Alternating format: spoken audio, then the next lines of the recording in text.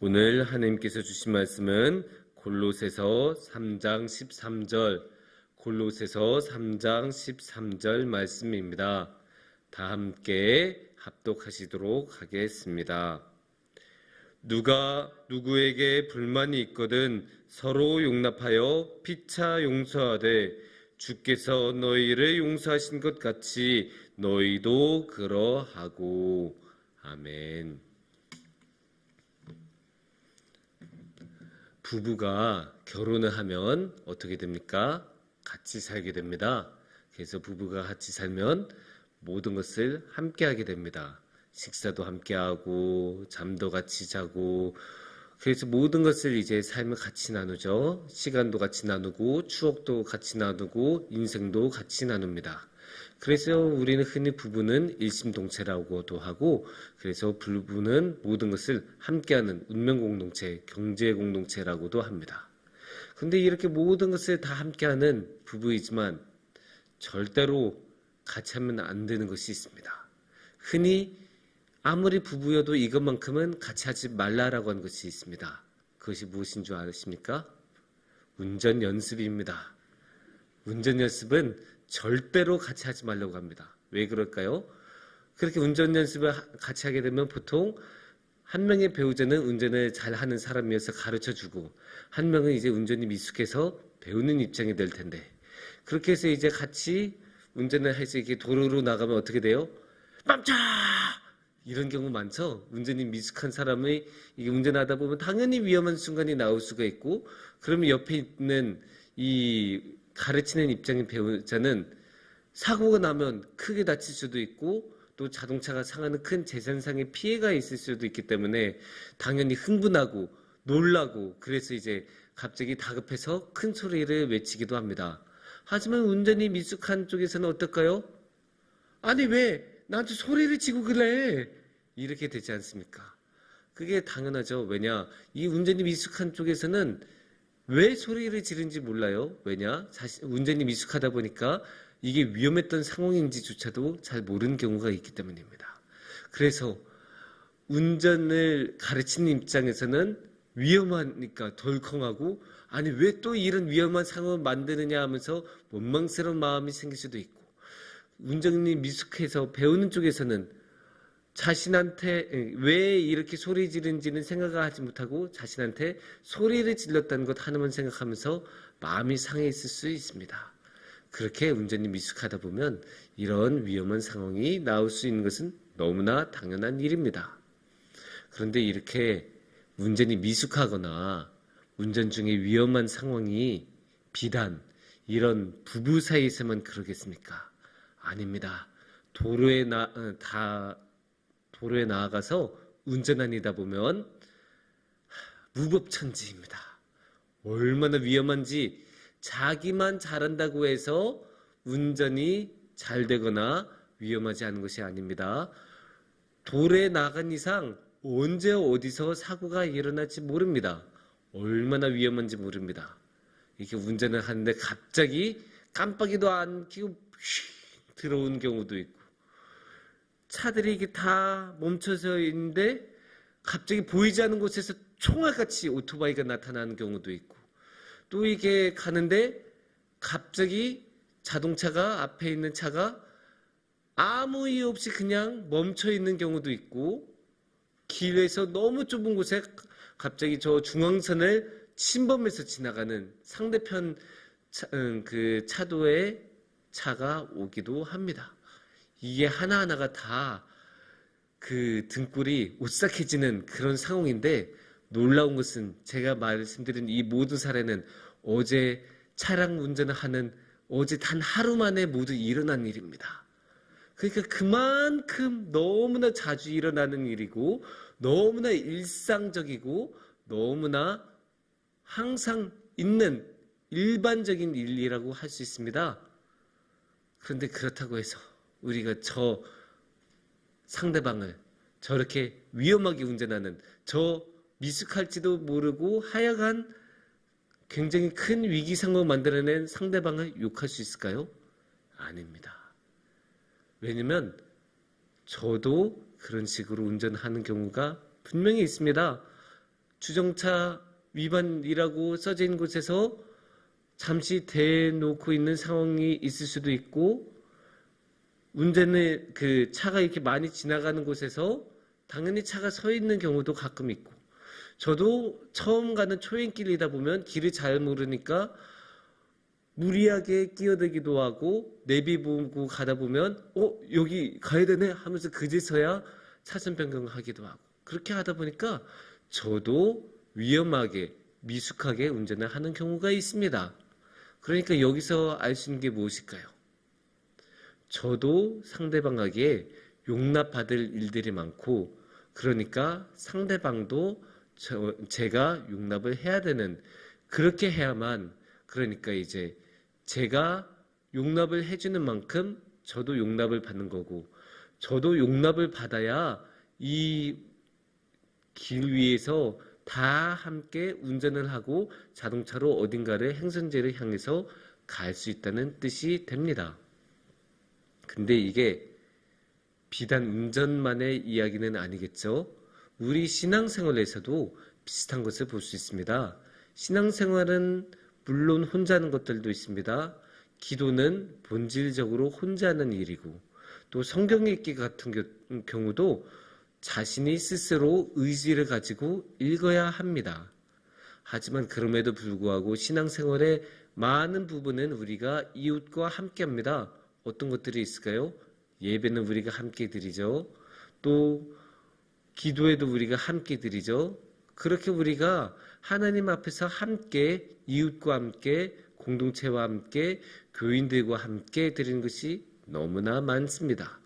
그래서 그렇게 교인들과 함께 하다 보면 당연히 서로 용납을 해야 하는 경우들이 많습니다.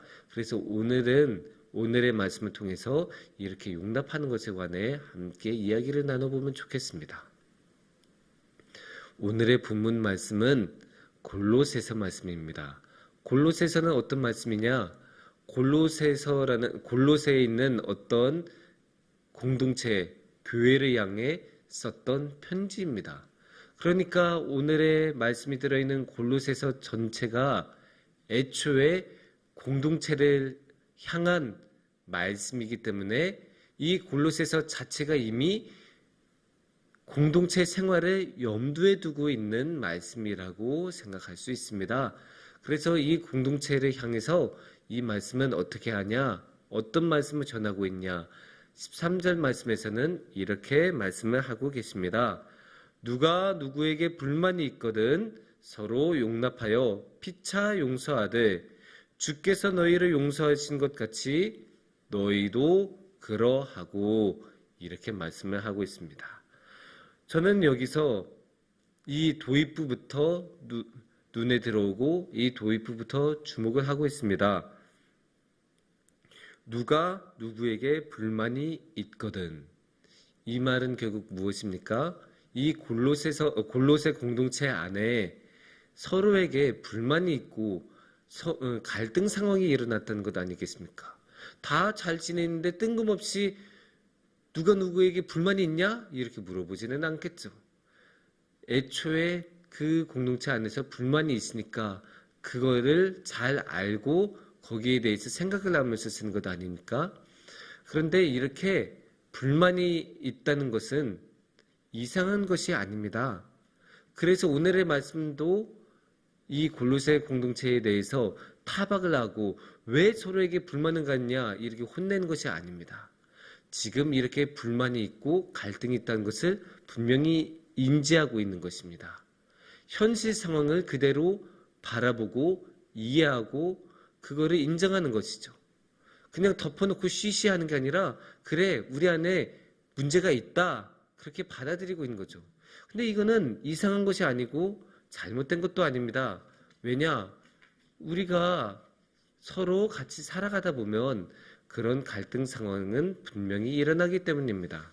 우리가 이웃하고 함께 살아가다 보면 당연히 서로 생각하는 것이 다 다르고 좋아하는 것이 다 다르고 살아가는 방식이 다 다른데 그러면 당연히 갈등이 일어나고 충돌이 있을 수밖에 없습니다. 그건 너무나 당연한 것입니다.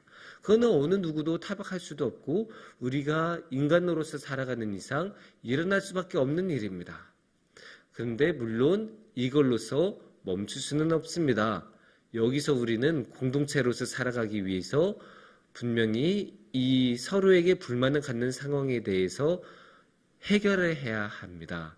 그러면 오늘의 말씀은 이러한 상황에 대해서 어떠한 처방을 내리고 있을까요? 오늘의 말씀은 이렇게 말씀을 하고 있습니다. 서로 용납하여 피차 용서하되. 그러니까 용납을 하는 것이 시작입니다. 용납을 해줘야 합니다. 우리는 상대방을 용납을 해줘야 합니다. 우리가 상대방을 받아들여 주지도 않고 상대방과의 갈등을 해결하기는 굉장히 어렵습니다. 왜냐? 우리가 상대방을 용납하지 않는 이상 계속 상대방에 대해서 안 좋은 마음이 우리 안에 있고 정죄하는 마음이 우리 안에 있고 그렇게 정죄를 하다 보면 당연히 상대방에 대한 사랑은 자리를 찾을 수가 없고 그렇게 상대방을 사랑하는 마음이 우리 안에 없으면 당연히 공동체 안에서의 문제들, 이웃을 향한 불만의 문제들은 절대로 해결될 수가 없습니다. 우리 안에 이웃을 향한 미워하는 마음이 있으면 이런 갈등은 언제고 다시 일어납니다. 상대방에 대한 불만, 이웃에 대한 불만은 원인이라기보다는 이웃 사랑이 없는 것에 대한 열매라고 결과라고 말할 수 있기 때문입니다. 그래서 용납이란 것은 상대방을 용납하는 것은 이러한 이웃에 대한 정죄를 없애는 첫걸음이라고 할 수 있습니다. 상대를 다 받아들이면 상대방에 대한 미움도 정죄도 그만큼 사라지기 때문입니다. 물론 용납하는 것은 쉽지 않습니다. 당연히 상대방이 마음에 안 들 수 있고 상대방의 행위가 눈에 거슬릴 수 있습니다. 그건 너무나 당연한 일입니다. 하지만 아까도 말씀드리지 않았습니까? 우리가 운전할 때 서로 용납한 것이 필요한 것처럼 상대방이 이상한 짓을 해서 내가 상대방을 용납해 주는 것처럼 나도 상대방에게 그만큼 용납을 받아야 하기 때문에 우리는 서로 용납해 줘야 운전을 할 수 있고 서로 도로를 달릴 수 있는 것처럼 우리도 서로 용납을 해야 함께 공동체 생활을 할 수 있습니다. 그리고 여기서 우리는 한 걸음 더 나아가야 합니다. 용납으로 끝난 것이 아니라 용서까지 나아가야 합니다. 용서는 무엇일까요? 용서는 상대방이 어떤 잘못을 저질러도 괜찮다고 말하고 상대방이 나한테 잘못을 저질러도 똑같은 방식으로 해결하지 않고 그것을 무의로 돌리고 괜찮다고 받아주는 것. 이런 것들이 용서가 아니겠습니까? 그래서 우리는 함께 이웃을 사랑하고 함께 공동체 생활을 하기 위해서는 반드시 이런 용서가 필요합니다. 왜냐? 공동체 생활을 하다 보면 우리가 반드시 서로에게 잘못을 저지르는 경우가 생기기 때문입니다. 그래서 그렇게 서로에게 잘못을 저질렀어도 우리는 그 잘못을 탓하거나 정죄하지 않고 서로 용서를 해줘야 합니다. 그러면 여기서 물어볼 수 있습니다. 그러면 어디까지 용서를 해야 할까요? 오늘의 말씀은 거기에 대해서 명확한 말씀을 전하고 있습니다. 뭐라고 하고 있습니까? 주께서 너희를 용서하신 것 같이 너희도 그리하고. 다 함께 같이 읽어볼까요? 주께서 너희를 용서하신 것 같이 너희도 그리하고. 용서의 기준이 누구입니까? 예수님입니다. 예수님은 어떻게 용서하셨습니까? 예수님께서는 우리의 모든 것을 용서하시지 않으셨습니까? 우리의 죄악이 그렇게 많은데도 우리 한 명의 죄악이 이 세상의 모든 땅을 뒤덮을 정도로 많음에도 불구하고 예수님께서는 용서를 해주셨습니까? 어떻게 용서를 해주셨습니까? 예수님께서는 저 십자가를 지시면서 용서를 하셨습니다. 그러니까 어떤 뜻이겠습니까? 자신의 모든 것을 내어주고 자신이 그 모든 피해를 입어서 자신의 몸이 다 상하고 자신의 목숨을 내놓아야 할 상황이 오는 지경에 이르기까지도 예수님께서는 용서를 하셨습니다. 이 말은 무엇일까요? 예수님의 용서에는 조건이 없습니다. 예수님의 용서에는 한계가 없습니다. 그렇다면 우리가 예수님을 따라서 용서를 한다는 것은 무슨 뜻이 될까요? 우리도 조건 없이, 한계 없이 용서를 해야 한다는 뜻이 되겠습니다.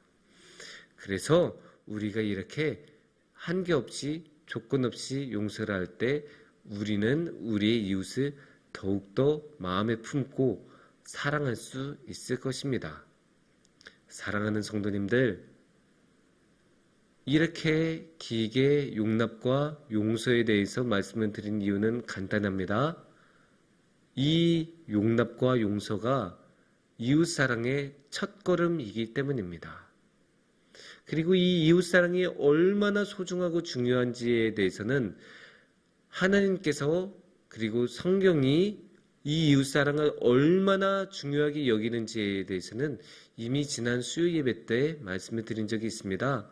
이 이웃사랑이야말로 그 율법과 선지자의 강령이고 또 이 이웃사랑이 아니면 하나님도 제대로 사랑할 수 없다고 말씀드린 적이 있습니다. 그만큼 이웃사랑은 너무나 중요합니다. 물론 이렇게 이웃을 사랑하는 것은 너무나 힘든 일입니다. 하지만 우리도 상대방에게 그런 잘못을 저지른 경우가 있어서 우리도 그런 용납과 용서를 받아야 하는 사람, 우리도 그런 이웃사랑을 받아야 하는 사람이라는 것을 생각을 한다면 그렇게 이웃을 용납해주고 용서를 해주면서 이웃을 사랑한다는 것이 조금은 더 수월해질 것입니다. 그렇게 우리가 용납과 용서를 통해서 이웃을 사랑한다면 하나님을 향한 사랑도 그리고 하나님께서 우리에게 주시는 사랑도 우리 안에 충만해질 것입니다. 함께 기도하겠습니다.